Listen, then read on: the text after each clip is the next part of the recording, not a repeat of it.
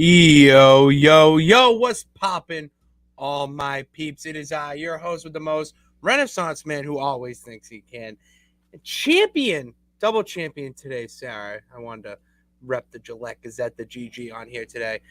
Patty Pitts, here for another Raw Rewind as a special part, or, another show of our Pitts and Sarah's Wrestling Podcast. And as I have, we talk about Pitts and Sarah's Wrestling Podcast. You have the best of the West you cannot forget about, Sarah Marshall. Sarah, what's popping, girl? I've been rambling. I've been up since 4:45. So, yeah, my rambling skills. But I had to talk about this stuff. We had to talk about Raw, and I'm happy to be here in the Art of Streams. Me too. I'm very excited. I watched, I don't know, maybe almost half of the Men's Royal Rumble earlier. I wanted to Really? rewatch it. I'm probably going to rewatch it. Well, because I felt like there's so many things that you can miss when you're watching live.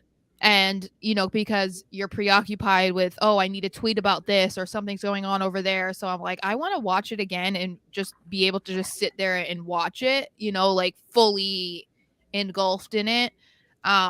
And just, since we talked about like our feelings and then seeing how other people have felt about it, I'm like, let me rewatch this. So I'm probably going to finish it later. But yeah, I'm just curious to see how I feel about it the second time around.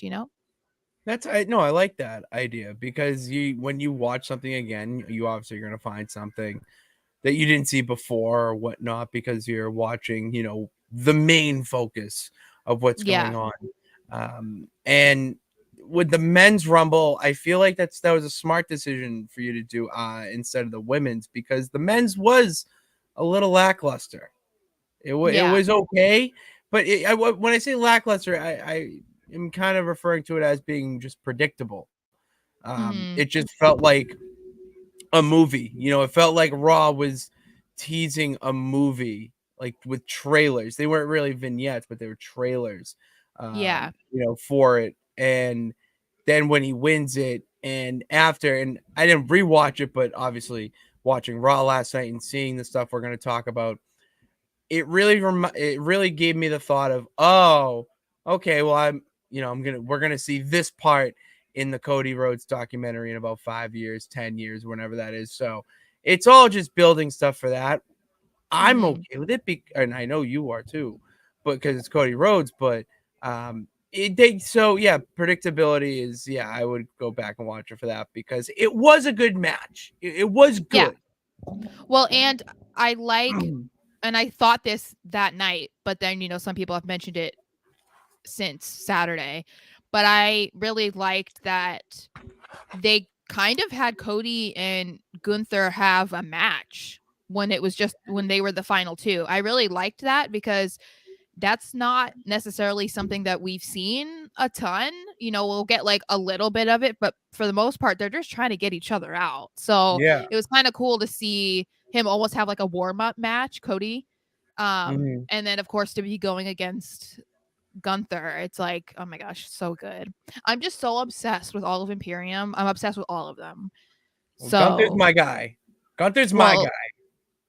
I mean, I like all of them, but if I had to choose one, it's Vinci. But I mean, I G- like all of them. Like, Giovanni. yeah, Giovanni Vinci. I Hello. um yeah, so I like all of them. Like I was watching a compilation video of someone who took video when they were there. They were on the like entrance ramp at part of it since it was like 8 Yeah. miles long. But they made a compilation video of every person that was entering the men's Royal Rumble and I was watching it and I was just like, Gunther is so cool. Like I just don't understand how you couldn't. I don't know. Anyway, He's before we get into so cool.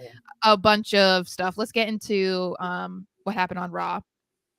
Um Oh, I will say, I before we no, we're gonna talk about Raw, but I went out before Raw mhm. and had a couple Lord Hobos, and wow, I felt great watching it. It was a good show. It was very entertaining. It was very entertaining. I feel like we say that every week though. So But isn't it nice to say that instead of when we first started doing this in our trial runs with the pod, and we're like, yeah. it was there, this is what they could have done, and then right when the switch happened, it Yeah. really just is really kicked into another gear. Yeah, I know, I just wonder what other people think, like, are they I mean, actually, I don't because I feel like you could just look on Twitter and see that people aren't happy every single week, so, People uh are no one's ever gonna be 100% satisfied. yeah. So, we briefly spoke about Cody, but we're gonna talk about him again. So, he finally returned to Raw after, what did they say, 7 months or so? Kicks off Yeah, it Raw. was like 7 months. You knew he would kick off Raw, and, I he comes into the ring and just, like, cuts a promo, and he's just gotten so good on the mic, and I like that. I mean, it's being rumored that it wasn't scripted, and it didn't seem scripted to me, or if it was, like, he had talking points, like anybody would. But I like that they're continuing with what he started last year, where it was, very much like for him, for his family, and the passion and all of that. And I thought it was really good. I really, I almost want to like watch it again. I felt like it was really powerful It was for very for powerful. him. It was Yeah. very powerful for him because it's something that we don't see now. It felt like a really old school back to the fundamentals promo, which didn't seem forced. That's the big thing here, is that Mhm. it didn't seem forced. It felt like he was just truly speaking from the heart, and Mhm. it was not, as you said, scripted, which I would actually like to know if those promos now that we're going to see are more scripted within this era. But, back to the point that I really felt like I was on that journey with him as he was speaking it. Like, he's one of the few guys in, I would say, the company right now that when they have a microphone, you do everything in your power to shut up and listen. And Yeah. that's what you need to be to get to that next caliber where Roman is. Obviously, Cody's Yeah. there from his past and, his work outside of WWE. But if there's any bloodline to dethrone the bloodline, it's the Rhodes one. Yeah. Well, and I liked how he went over basically his life because for most of his life he's been in a wrestling ring. So I liked that he like took us on that journey from where it began to where he is now, especially as a person who was a fan of his very early on. I mean, I was such a fan of Legacy. So, like I was on that journey with him for quite a while. And I watched quite a few interviews with him after the Rumble and just hearing him talk about it. First of all, he's such an emotional, like he's such a sap now, and I love it. I don't think it's Yeah. just because he has had a kid. I think that him coming back to WWE is kind of like a full circle moment that he maybe never thought was going to happen, and so it just means so much more to him. And you can just see that Oh, when yeah. he's speaking about it. But the one thing that stood out to me was his emphasis of how he's not really playing a character, that he's finally at a place in his career where he gets to just go out there and be himself. And I feel it's another situation kind of similar to like Drew McIntyre, where, I've talked about before. Drew McIntyre came in, he was super young and he was hungry, and it just, his career kind of like started here. Like it started on a peak and Yeah. then it just gradually went down.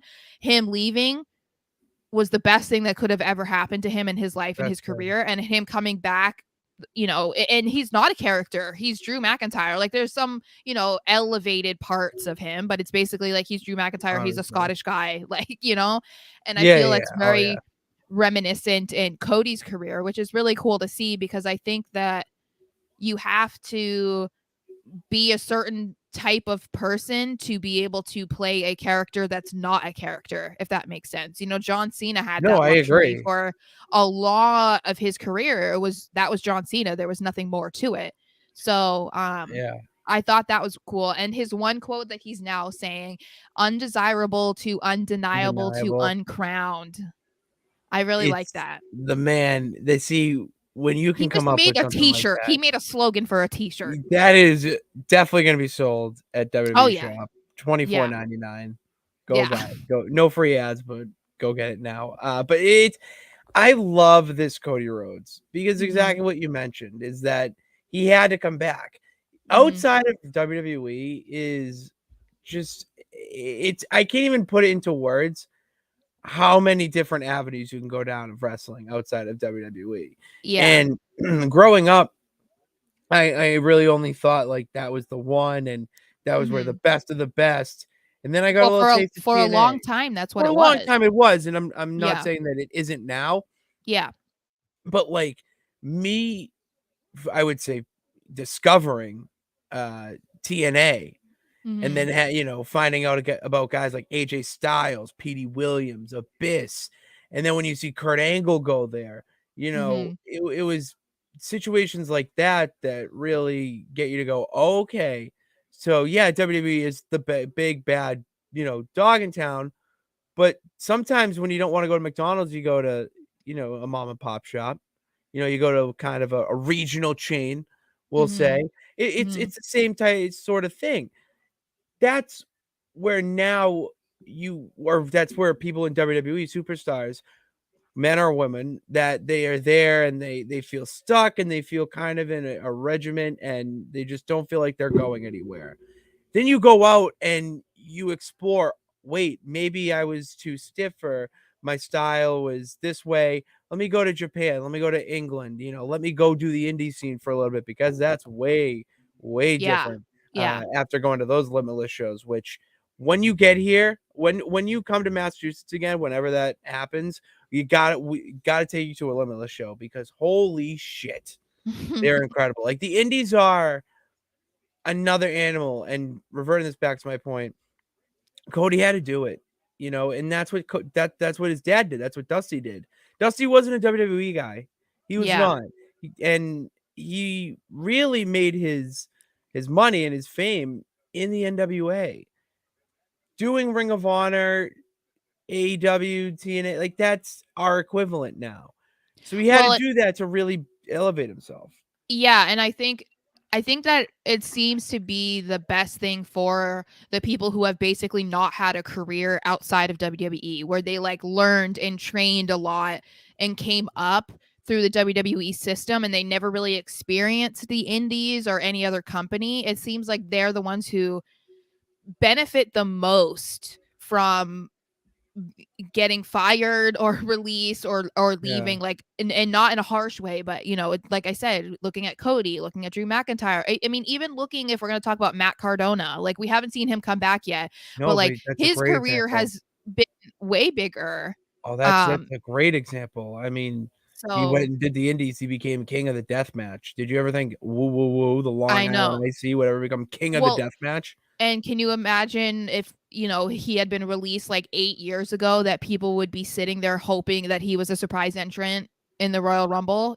Like that just shows you how much it can be good for these guys, and I think it's paying off for Cody, because if it weren't for those 6 years that he was gone, he wouldn't be in the main event at WrestleMania right now. He wouldn't have been Yeah, given the 30th spot in the Royal Rumble to then go on to win, to then go and possibly dethrone Roman Reigns, who has been the guy for the past 3-4 years. So huge, huge thing for him. And it's really cool to just see the fans' reaction to him, especially comparing to, for the last half of like his AEW run, they were for kind of trying to force him to be a good guy, but the crowd wasn't into it. So yeah. it's cool to see, how well received he is with the WWE crowd. You can tell that it means a lot to him. So It's a different crowd. It's a real oh yeah, different crowd between completely. AEW and WWE. It Yeah. is a different crowd. So his shtick that he's doing now is going to work, and he's Oh going to yeah. have the best career to end on, I would say, where when he gets out of the ring, whenever that day may come, right into a producer role, right into a coaching role, right into Mm, another, and yeah. WWE is the perfect place for him to do that. I could see him Um, being like a NXT guy, like an oh, NXT absolutely. trainer or something. I feel like that would Yeah. be, because that's exactly what his dad did. And it's not that he needs to follow in his dad's footsteps, but he has his own wrestling school, the Nightmare Factory. So it kind of just seems like it wouldn't be a huge Yeah. jump, to train people from Mhm. no experience to then working with the up and coming talent that is coming up through the WWE system. I feel like that would be Yeah. a cool That is pretty idea. cool. Look at Yeah. that.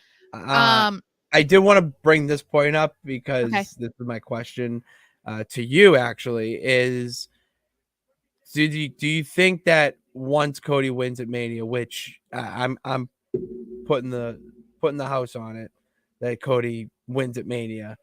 Do you think that's when he combines it because he's done it before with the Intercontinental? What if and now do you think we'll get the one belt unified and then it would be a champion on both shows? I mean, possibly, but I just don't know that I see him agreeing to go on Raw and SmackDown every week because that's like a lot different of a schedule. Like the WWE schedule is a little bit lighter than it had been in for so It is long, where pretty they were, light now, but it's still intense. Yes. yeah, but I'm saying compared to what it used to be, where they were, Agreed. traveling for several weeks and not home. So I Yeah. don't know. I wouldn't be opposed to them doing that, but then also introducing another title. Like if we're trying to kind of like get rid of, in a way, the Universal title, then I Yeah. wouldn't mind them combining those two. But I feel like then they still need to introduce another one because I do like the idea of having one on each show, especially if they're going to try and keep the roster set for Raw and SmackDown. Um, I would just hate for so many other opportunities for guys to be limited because they went from two belts to one. You know what I mean? Like we've Yeah. been talking about the need to split them and how big of a deal that would be for so many guys, but the idea of then combining them and leaving it as that, I don't think I would be on board with that. Well, I feel like they would is what kind of what you're saying is they would make a new one. My issue is I just don't know what you would call it. Like, what do you? Well, but I mean, who would have thought of Universal? You know what I mean? Like they've It got just people sounds that they very theme pay. parky.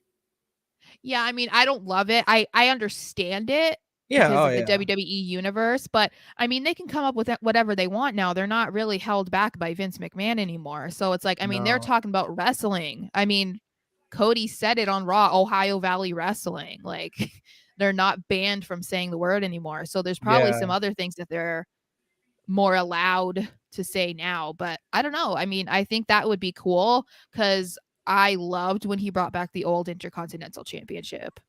Yeah. Um I Oh, was it's so there. I don't know if you clean. saw, You were but there? I was there when he won his first or first his first Intercontinental title. It was his first singles Oh, title. Um it was pretty the cool. SmackDown before SummerSlam. So when I met him at Access, it still said Ezekiel Jackson on the title. That is pretty So funny. he like let me and my friend when we met him um like hold part of the title. Like well, my friend held the whole thing, but every time I've ever met a wrestler who was champion, like it's the same thing when I met Christian and he was world heavyweight champion at the time.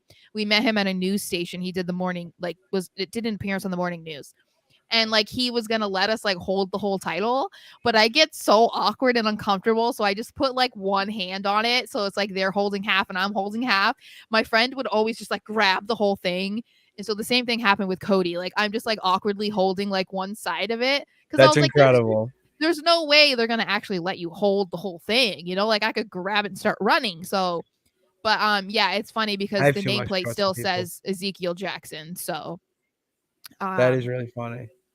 so combined with this, I know we've been talking for a while, but I love that they had Judgment Day come out. I was a little confused at first, but oh my god, the second before they announced it, I was like dying. I was like, I need to see Finn Balor versus Cody Rhodes so bad because that is going to be such a good match and two of my Banger. all-time, I mean, two of my all-time favorites. Yeah. No So big I deal. liked that. I liked that the crowd was super into it as well, and they were so amazing for Cody too. I mean, they came out and they were chanting "You deserve it." Then at this point, they were saying "Kick their ass," and so that I love that Yeah. he was like feeding off of that. Um, but I do wonder because obviously the Judgment Day is like involved in their own storyline, especially with the return of Edge and Beth Phoenix. So this isn't going to turn into a Cody versus Judgment Day feud, but because there is so much time, there's 2 months between now and between now and WrestleMania. What do you think they're gonna do with Cody? Like, what is his feuds gonna be, or what is he gonna be doing between now and then? Because that's a long time for It is a him long time. to not be really invested in the whole bloodline thing, because we're gonna see that pan out over the next few weeks, especially at Elimination Chamber. I'm just wondering, like, what are we gonna see from Cody? I could see him just doing something along the lines of having matches with guys like Finn Balor, Seth. No, not Seth, but that type of guy. Mm-hmm. Um, just because he's such a baby face right now, and a He can do very like anything basically. classic baby face where Yeah. it's very old school, but it works for him because it just works. Yeah. That's where you could have him have matches with guys like Dolph Ziggler. I'm trying to think of a couple other people, just like Baron Corbin in a random night. Like Cody goes to cut a promo, and all of a sudden Baron Corbin comes out, and it's like you shouldn't even been in the Rumble because you were injured and you passed your date, you didn't get cleared. My Mm-hmm. guy Baron Corbin, he's a wrestling god, and you're a knight. Oh yeah. Whatever you want to make. I would hate it. Yeah, but you do stuff like that where he just gets ready in the ring in a way because there's no real ring rust with him. Yeah. It's now just getting back to that WWE style of wrestling where it's a little bit more cinematic and Mm-hmm. there's no, you don't need to go to the outside or use brutality. You can do it with in-ring stuff. That's where I see it going because like who are you gonna have feud him? Who are you going to have him feud with? Like, are you even gonna have him at the Elimination Chamber? I would Like doubt it. that's I would and doubt like it. Sami Zayn is gonna take on Roman Reigns, obviously, um, from what we've been seeing in reports and how things are going. So like, I just hope they come up with something though, because it's such a yeah. lame way for him to return. What do And you it's like think? he's returning and then he just wins the Rumble and then he does nothing between then and Mania. Yeah. I mean, I still think it would be cool if there was some way that he could have to, go through like each guy of the bloodline before he gets to Roman. I still feel like that's a cool idea, but I they're think it's so possible in still. huh? I think it's possible still. It's possible, but the whole thing with the bloodline right now. I mean, maybe once they're done, if or whatever they feel like, if it for the most part is done with Sammy and Kevin Owens, where whenever that is, um, maybe once they're done with that, then Roman will be like, okay, I'm done with these guys. My focus now is on Cody, and I Yeah. want you guys to try and peg him off, like one by Yeah. one. I would love that. I feel like that would be cool. Because then it would almost be like Roman is the final boss, like Yeah, I like you have that. yeah, I think that would be cool. But again, depends on I guess what happens at Elimination Chamber. What do you think about Cody working with Sammy and KO like throughout? Like maybe after Elimination Chamber? I Because mean, they're gonna be feuding with the Usos from what I've been yeah. seeing, Um, which I makes feel sense, I feel obviously. like that would still be kind of cool. Because I think that they need to get him involved at some point with the bloodline. There needs to be a storyline leading up to Mania. It can't just be he won the Rumble, that's how he got the spot at Mania, and Yeah. now we're going to face each other, especially because there are people who are upset that he won, because I think a lot of people wanted to see Seth Rollins, Gunther, if Sammy I had wanna been in see the match, Gunther. there That were was my people that pick. wanted to see him face Roman. So, there's stories that could be developed behind those guys, but Cody's been gone for 7 months. So there's nothing that people are invested in other than being invested in Cody himself. But as far as their feud or something, there's nothing there yet. Yeah. So I think if they can try and figure out something to get that involved, and not yet, I mean, it doesn't need to be yet. It doesn't need to be a 2-month feud that then you wait 2 months for them to actually have a match. That's ridiculous. But Yeah. um, I think they'll figure it out, obviously. But since we briefly talked about Elimination Chamber, I want to talk about the qualifying matches, which I think is pretty cool. Which Oh, part of me I got feel like is kind of lame, just because it's like, okay, like it's like we're used to having Elimination Chamber be for one of the world titles, and now it's like, yes, we get it. Roman has to be double champion, and he's gonna possibly face Sammy, and maybe, because I wouldn't be surprised if that's not a title match. I honestly would not be surprised if he faces Sammy and it's non-title. I would not be surprised at all, but that's just my thoughts. So they're setting up what is traditionally the WWE or World Heavyweight title in an Elimination Chamber. It's now the US title. So Theory will be facing 5 other dudes in the Elimination Chamber. So we had Chad Gable versus Seth Rollins, which obviously Can who I cares? just talk about Chad Gable for a second? Yes. I feel he should be pushed to the moon in 2023.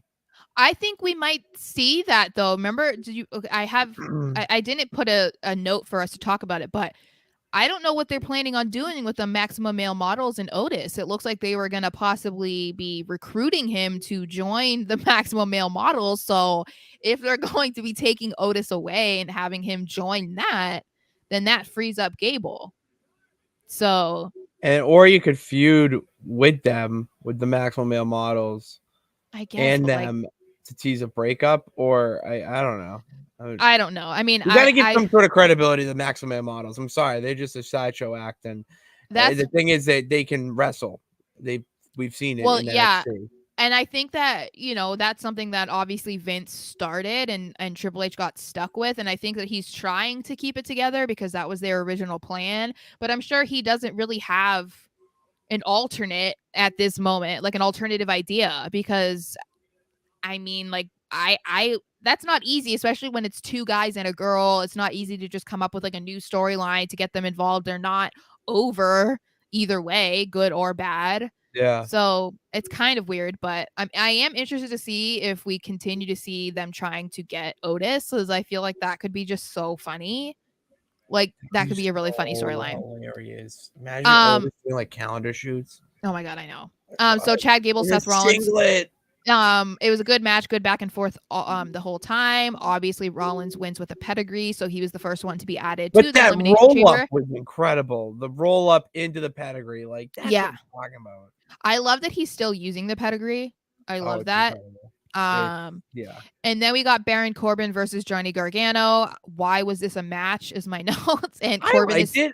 Corbin is so icky, and it all just doesn't make sense. That's all. I think Corbin is very good in the ring. It's I just don't. I I'm hate not his saying he's character. not, but I'm not interested in him whatsoever. Not And wrestling, so of course then you're gonna be interested somewhat.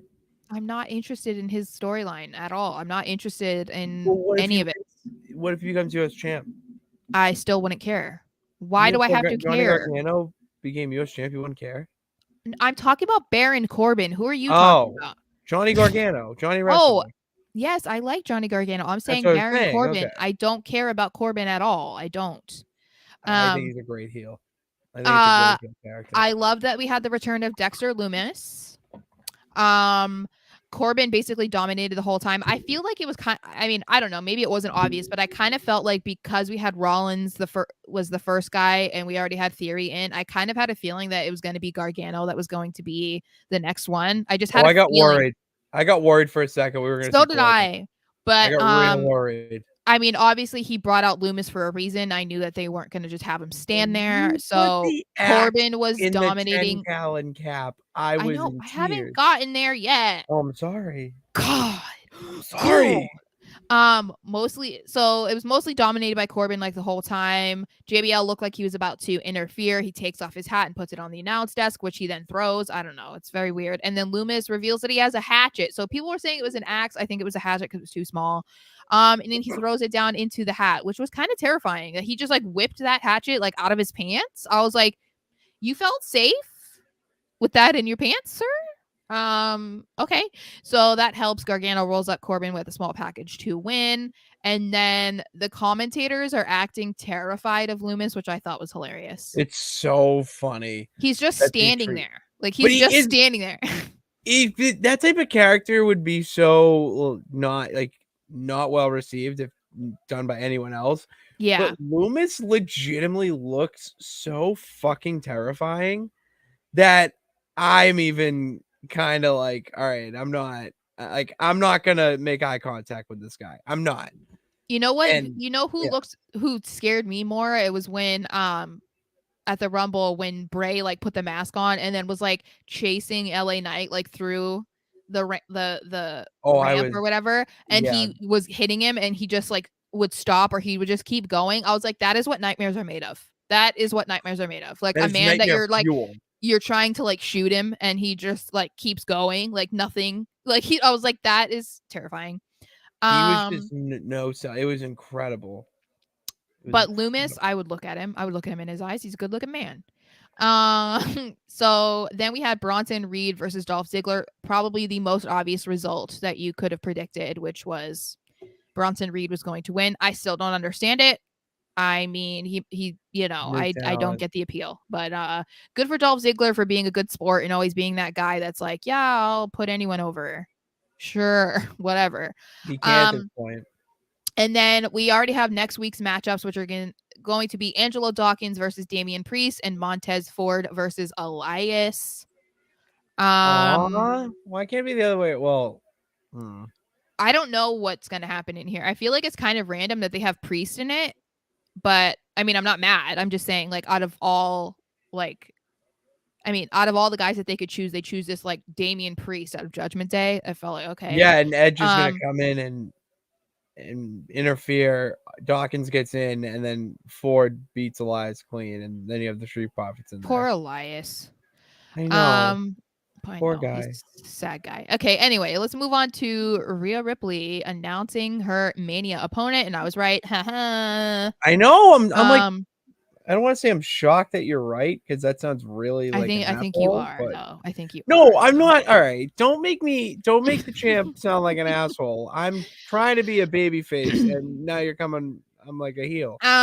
But I'm the one who likes heels, so Yeah, and I love the baby faces. I know. Feed me. So, yeah, she comes out, cuts a promo, talks about everything that has led her to this point, and she talks about how early on in her career in NXT, she went to challenge Charlotte in Mania, and Charlotte put her in her place.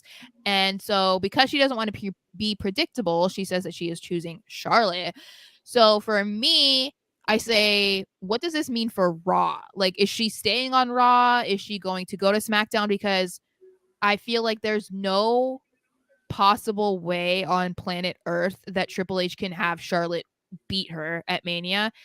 And if Rhea's going to win, which she should win, she needs to win clean because that's just what needs to be done. But I'm curious, what if if she wins, does that mean that she moves to SmackDown? And if she does, then what does that mean for Judgment Day? I don't know. That was the weirdest. I wanted to talk about this because I'm so confused by this pick. I get the unpredictability, but at the same time, Judgment Day are, other than the Bloodline, the hottest faction in the company right now. Well, I'm wondering if maybe they're going to move Judgment Day to SmackDown, because let's say they take one title off of Roman, he would be Universal Champion, which is Raw. So then No, Universal SmackDown. It's the blue one. Oh, is it? They changed it? Yeah. Oh. Then I don't know, because I was going to say they could just swap, like the Bloodline goes to Raw, Judgment Day goes to SmackDown. But yeah, I'm not sure. I don't mind the pick just because I feel Bianca's very involved in a storyline with Alexa Bliss right now. So I think it would be too much if Rhea was like, I'm going for Bianca, because then it's like, okay, then they're going to have to rush whatever they're trying Yeah. to do between her and Alexa. And Charlotte is just dealing with a pest named Sonya Deville at this point, and it's like it's not like a legitimate feud, so it makes sense. But yeah, it makes me question what the long-term idea and plans are for her, and if she's going to be moving to SmackDown. I think they could use her on SmackDown for sure, SmackDown. but then I don't want her to leave Judgment Day, which means, like, are they breaking up Judgment Day because Edge is back? So like, is that it? Like, there's no future for Judgment Day much longer. So it's like, okay, well, she can go off and do her own thing. I don't know. But then Dom would go back to SmackDown and feud with Ray. That's the whole point. Well, apparently that's the Mania rumor, is that I Ray mean, versus Dom. I'm gonna say I pretty much confirmed it when Dominic came out the next number after Ray, and he was wearing the mask. So then you can build up my son attacked me before I was entering the Rumble. Something that is such a meaningful event to me. I won it when Eddie passed and all this, and you can play really into that. And then really, pull on the heartstrings of the audience for Mania. Yeah, well, that would have to happen before Mania, so that would mean like Rhea she has to feud. She has to feud with Charlotte before the match. The So thing, I'm so confused about how that's going to happen. You know, Is Um, it a good confused or an up? I'm upset confused. I feel like I'm kind of both because Okay, interesting.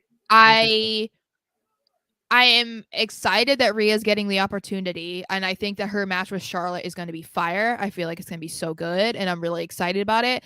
But I don't like the idea of Judgment Day ending, and that's what bums me out. Is that if she, even if she just left, it's like she's such a vital piece to the Judgment Day. It's not that they couldn't last without her, but she's the glue that like keeps them all together and helps keep it interesting, I feel like. So I would be just bummed out if she left and went to SmackDown, or if it's just the inevitable is that they're going to break up. I think that's the part that I'm just kind of like, Yeah, I'm really thinking about different situations in my yeah. head about, where could she go, where would make sense, Mm-hmm. and it's just you can go down a rabbit hole of thought. I mean, Yeah. could there be trade like after Mania, all of a sudden they get on, a cold open and it's Triple H announcing trades that have been made between shows? Well, Could they be announcing a draft? Like, because then like what if they switch Charlotte to Raw and Bianca to SmackDown? Like that also thinks though, like I mean that would make sense. Oh my god, Pretty Deadly is on. they are. I Oh didn't my want. god. I have it's not on my TV yet. Oh my god. What are those shirts? Shut up. You don't understand fashion, boy. Um yes, boy. I'm wearing UGG sweatpants. I think I understand I a thing or am two so in about love with fashion. them. Just stop it. Anyway, My so UGG sweatpants, I'm in love with them too. no, I said theirs. Oh my god. Anyway, yeah, so I don't know what that would mean because then obviously that would have to mean that Alexa and Bianca were done because Alexa's on Raw. So, yeah, I don't know. There's a lot of possibilities and I hope that we get some clarity soon just because, there are people who are big fans of the Judgment Day and I would like a little bit more clarity. And I feel like I know this is probably an unpopular thing, but I kind of am just not really intrigued at all about Edge and Beth. Like I am, but I'm not. I feel like I could see it for, the next pay-per-view, maybe if it's like Edge and Beth versus, I don't know, Dom and Rhea or Finn and Rhea, Priest. Or I guess not Priest, Finn and Rhea maybe. But I feel like I'm just not, I don't care because I feel like this has just been going on for so long. Like even with them gone, you always knew in the back of your mind that this was still like a storyline that was going to happen again. I just don't care at this point anymore. But Yeah, I I just I don't agree. care. All right, so let's move on to MVP's VIP lounge. I This was was kind of bummed. awesome. I was kind of bummed that we didn't get Two Chain Theory, but it is what it is. What did you think of the Theory outfit this week? I really did not like the glasses. I like what he was trying to do.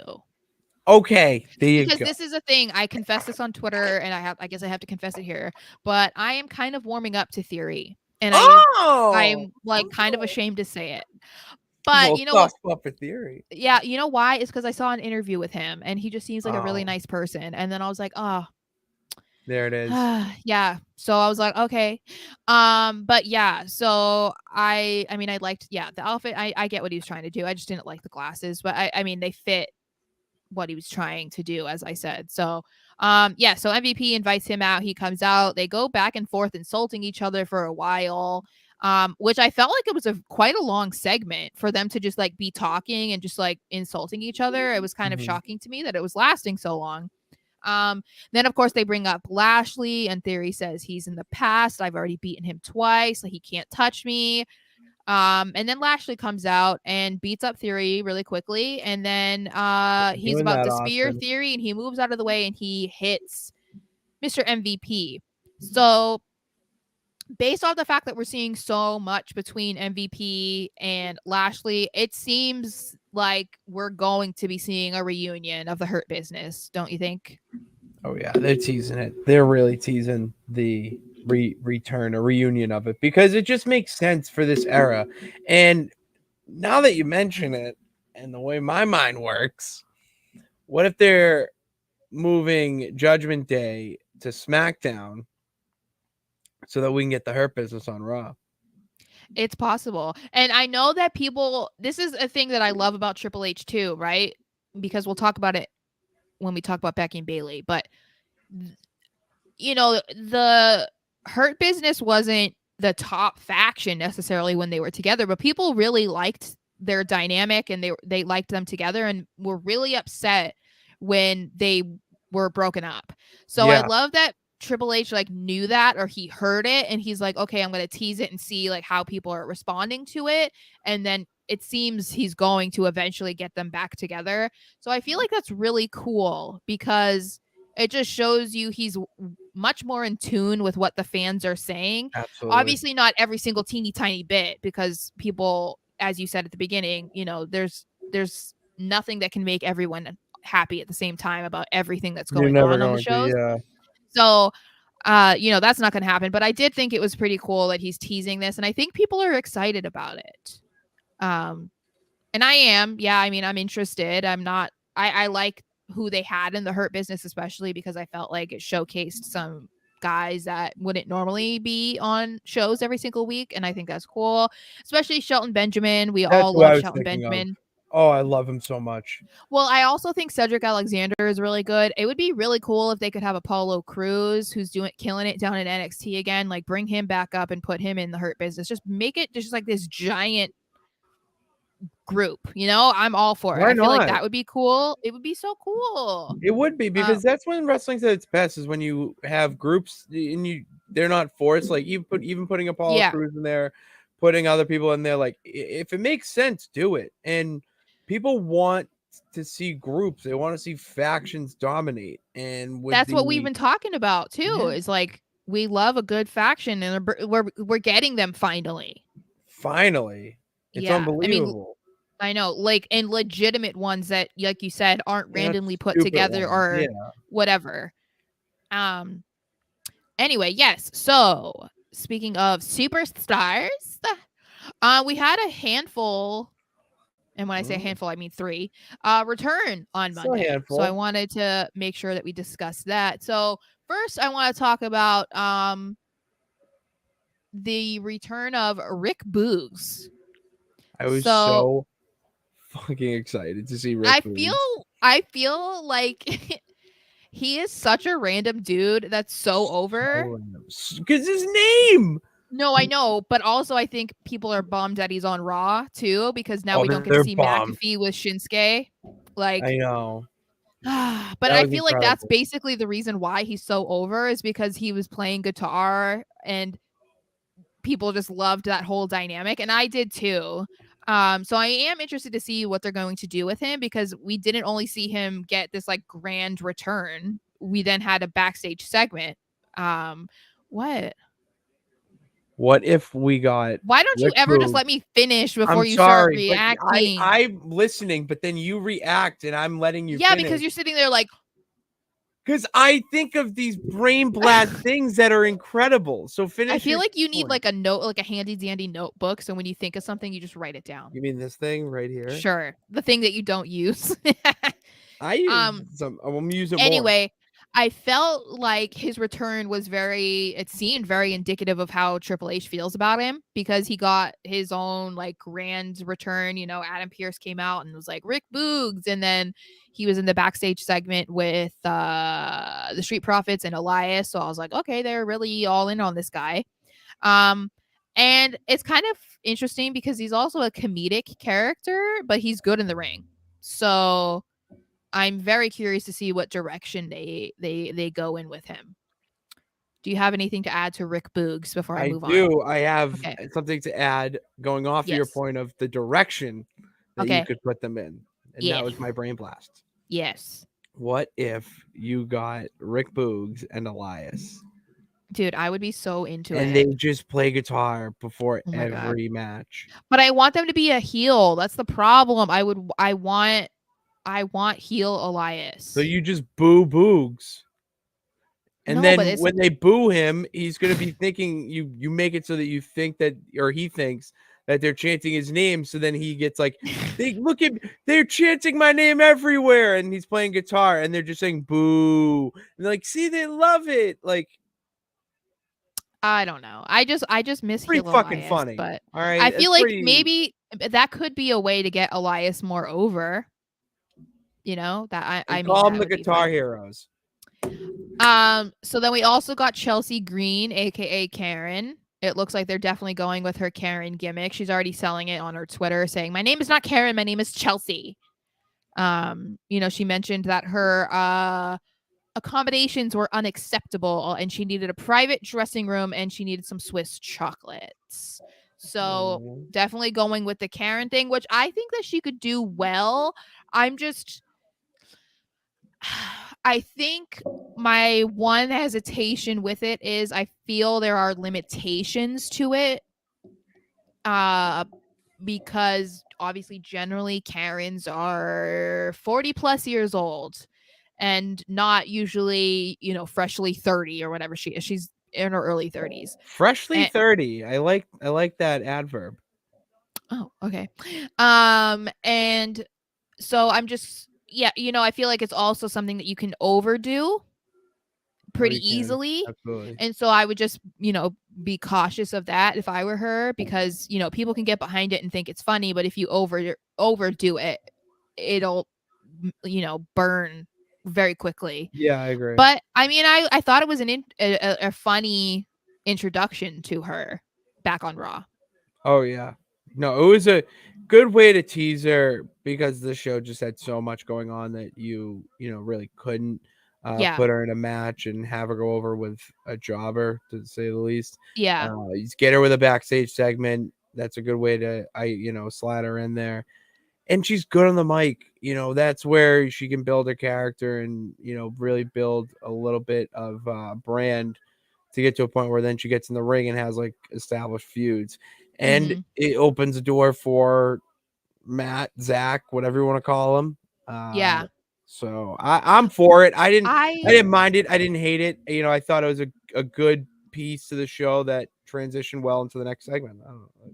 I would love to see Cardona, Ryder, whatever return. I love the man woman partnerships in wrestling. I just love it so much. I mean, even when it's just a woman who's like a valet, like it just reminds me of when I fell in love with Trish and she was a valet for or manager for TNA. So TNA. yeah. Dun, So dun, dun, dun, dun, dun, oh my god, I dun, loved her dun, so dun, much. dun, She was so beautiful. dun, dun, And dun, then we dun, also dun. have Carmella who returned, and she returned with her former gimmick of the moon walking, trash talking Queen of Staten Island. I love it. I I am very love that. excited. Go I am back to very your roots, girl. Go yeah, no, back to your roots. and that's the thing. It's another situation that I find very similar to Alexa Bliss, where they tried to change her and nothing really worked. She kind of got mixed up in everybody else. You kind of forgot about her. And it's not because she's not good, it's because she just didn't have anything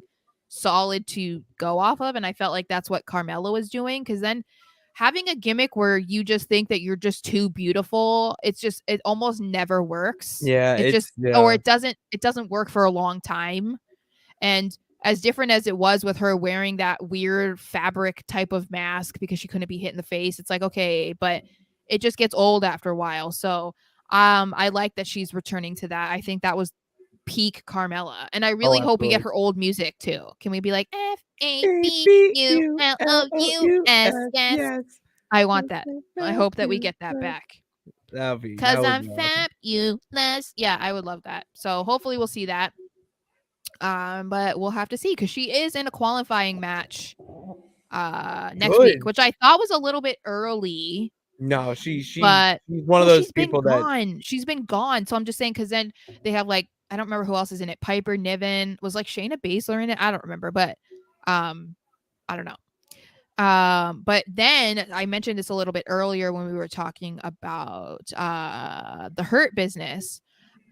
This is something I think is again we need to give credit to Triple H because he listened to what we were all saying online, how upset we were that we didn't get the cage match between Becky and Bayley, even though from what Bayley said in interviews, they were okay with the match being cut basically because she felt like it made Damage Control look really good And so storyline wise, it made sense, and I understand what she was saying. But I am glad that we were all quite vocal with how much we wanted to see this match. So Triple H was like, okay, you know what? I'm going to try and figure out a way that we can work this way Yeah. in. So I love that. I love that Bayley was getting a little bit sassy, like way more sassy I than love it. normal. So Yeah. she comes in, talks about how Damage Control was dominating in the Royal Rumble match, says her favorite was eliminating Becky. She's done with Becky, blah, blah, blah. But Becky says she's just making up excuses, that she doesn't want to actually fight her because she knows that she's better than her. Bayley said that she's not smart and that she's not good enough. She's not even good enough for her husband Rollins because he only married her because he knocked her up, which I was like, girl, that is some fireworks. That was incredible heel work Did you right there. see they already came out with a new t-shirt for Rollins, the man's man. That's what the shirt says. The man's man. That's He unbelievable. he tweeted it out. So that's already a new shirt. $24.95. Yeah. And so Becky says, you know, we started in NXT basically around the same time 10 years ago in Orlando. And so I'm challenging you for a rematch, basically for the match that we never got to happen at Raw 30. Bayley's like, nah. And then she goes back, brings up Dakota Kai with a chair, threatens to get her. And Bayley's like, okay. So we finally get the steel cage match next week, which I am very excited about. I feel that should be the main event, if we're being honest, because I want a good match. I want the women to main event. And I think it's going to be really, really good. And I'm very excited about it. I'm also wondering how long this feud is going to last and if it's something that they think might last till Mania. I think you could. I think you could do it to Mania. Possibly, yeah. It might be one of those things where they kind of like touch and go, where they like feud and then like go off and do their own thing for a couple of weeks and then they revisit it again, you know, so it's not a progressive one for the next 2 months, which people would get bored of. But I feel like Bayley deserves to have a big match at Mania because she's the only one of the 4 horsewomen that has not had that moment yet. So I feel like that would be cool because, I mean, Sasha's not around, but Charlotte's guaranteed to have a match because she's the women's champion. And I feel like it would be cool to have another women's match at Mania that doesn't involve the title, but is just as important. Yeah, I agree. And those two would be the two that I would say deserve it the most. And I feel like it would just, I don't know, kind of help solidify the women's division more by not only featuring matches between women on big cards like Mania that involve the title. It'll show like, no, we have depth to our women's roster. We have depth to their storylines, that they do. Not everything is circling around a title. I think that would be a really cool move by Triple H. Yeah. All right. Well, I said it all, but we got to the main event. Just everything you said. I know. That's why I said it all, because you didn't have anything else to add. No, I have nothing to, because I just be repeating it, and it's. So the main event was exactly what I wanted, which was announced like during the show. But it still was amazing. It was good, but also I hadn't even thought about this, so I loved this aspect. So Cody Rhodes versus Finn Balor was the main event.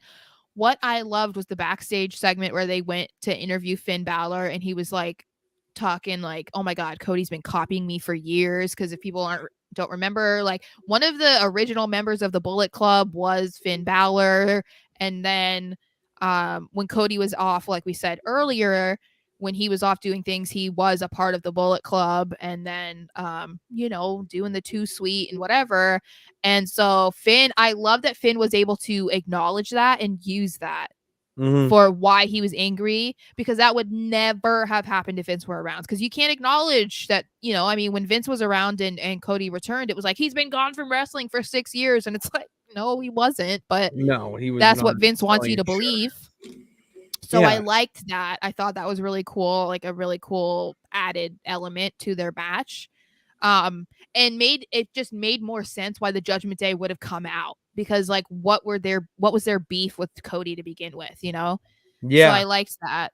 And the match was fire. Banger. The match was so good. See, that's the type of shit you're gonna see now with Cody and Finn, that style outside of WWE being brought into that realm. And now they're making, combining it with that WWE style where it's a little bit, there's more storytelling, not as much actual wrestling and brutality. And if there's any two guys to do it, it's them. I mean, it's a main event that could literally be a pay-per-view match anywhere, Yeah. and you're getting it for like it's incredible. It's Yeah. that's why it's the best time to be a wrestling fan that I try to tell everyone, because you're getting matches like this for free. It's I incredible. know.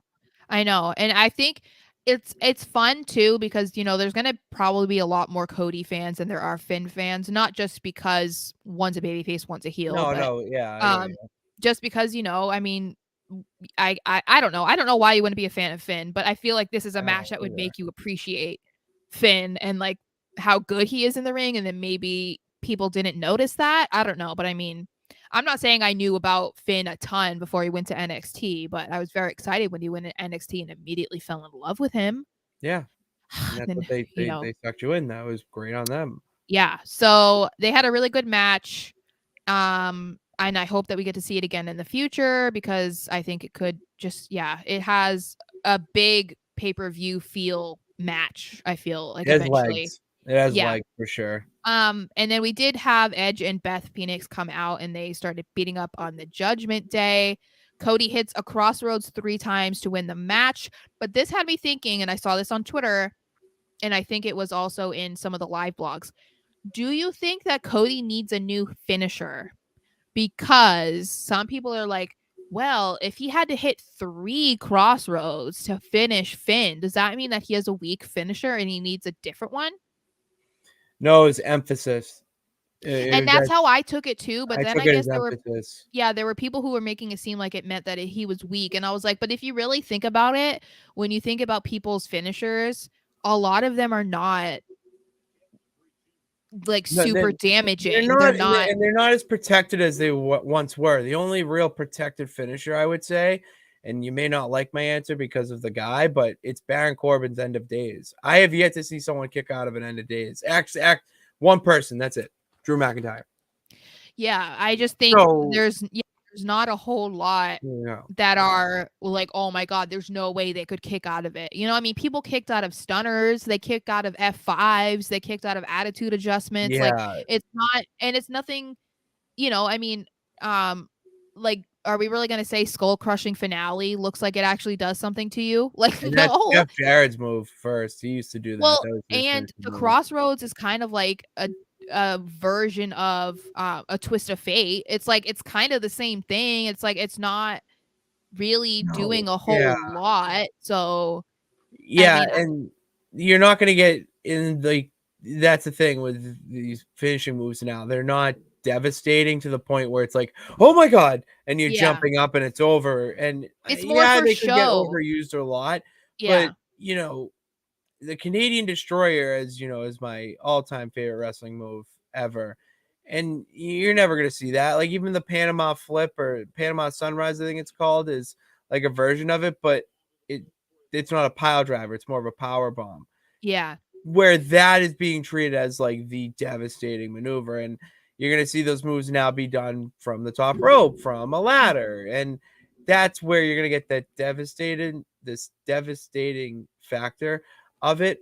Where I think the crossroads is protected. I think it's a devastating move, and he hit 3 because it's Finn Balor. It's Monday Night Raw. It was his first Raw match, and since The Miz, but that was what, well, eight, I mean, seven and months it's not ago. the first time that a guy in the main event or in any match has done their finisher more than once. Like, it's not the first time, it's not going to be He the was on last time. adrenaline. Yeah, and it's more, I feel like, to make a statement. It's Oh, not yeah, like, oh, because if I don't do this 3 times, Finn's gonna kick out. It's like, yeah, no, it's making a statement. Like, look at what I can do to you. I want to beat you so badly. I'm gonna do this 3 times. Like, I just thought yeah, I that was an agree. interesting thing that people were saying. But anyway, that was Raw. That was Raw. So And I have one more question for you okay. before we end, because this has been on my mind from last night, is that we didn't really see the bloodline. The I bloodline were know. not featured, and Hmm. they've been advertised for SmackDown. Yeah. So What's your thoughts on that? I was bummed about it, honestly, because when I originally was thinking, okay, who's gonna open Raw? I was like, it's gonna be the Bloodline or it's going to be Cody. That's the only the only two scenarios I could think of happening. And then, of course, they announced that Cody was opening. So I was like, okay. But I had a feeling that we weren't going to see the bloodline because they've been featuring them so much more on SmackDown. And I think it might be because they want him to be the guy of SmackDown. And there are, plenty of other guys. They have Cody back now for Raw, and like they have Rollins on Raw. So it's like, okay, Raw's fine. But that's the part of the deal that I've not liked for a long time with Roman being double champ. It's like he's not on both shows. He's not. And Yeah. for a little bit they were like, "Oh, he's going to get some time off." Well, it made sense because he had been champion for so long and was doing so much, so he deserved time off. But you can't say that a year later he's still having time off. Like, how much time off does he need? So, that's To me, he why. just needs to be written off television for a bit, and it's not because of him. It's more that the talent around him needs to get some more time. They need to Yeah, get I some just more think time they need to split the titles or something before Mania. They have to, because before Mania. before Mania, Elimination Chamber, something. They need to do something. I mean, it's fine if it isn't until Mania. I just don't really see them having Sammy win both titles. I just don't I don't know that I see them doing that. I think that it's like, even Sammy in an interview with BT Sport, like before, he was saying that he didn't see He himself being doesn't the see face of himself. the That's so company. sad. So he was saying, he could be a champion, but he's like, I'm not going to be Roman Reigns. And so it's like, I don't know that they would want him to be a double champion, because then he's like the only guy representing your company. And Yeah, nothing against Sammy. It's just like, it seems like they don't want to necessarily end Roman's streak. I don't know. yeah, I don't know. So I was a little bit bummed about it, honestly, but I wasn't shocked because they've been so keen on keeping him on SmackDown that I was like, all right, he's missing another Raw. But it was kind of lame, The you know? only thing I'll say about it is that it definitely was unpredictable, because I immediately thought that the bloodline were going to come out, start feuding with Cody, but then you have to think, oh, there's 2 months before Mania, so what are they going to do? And you Yeah. make a great point with the SmackDown. Fox is probably pissed that they don't have the WWE champion or Universal champion, whatever you want to call it, on a show. And You mean USA? no, I'm talking about SmackDown I too. know, Like, but it's he's on SmackDown. Roman Oh, is. Oh, that's what I'm saying. okay. USA was the one that had expressed that they were unhappy to not have like a big Okay. title. Yeah. Well, both Fox too, so they both were displeased. But USA, yes, I remember us talking about that. Yeah. But USA has their. I make this joke, but I'm kind of serious when I say it. Is that USA has their own title on the network, and it's Yeah. their network title. Yeah.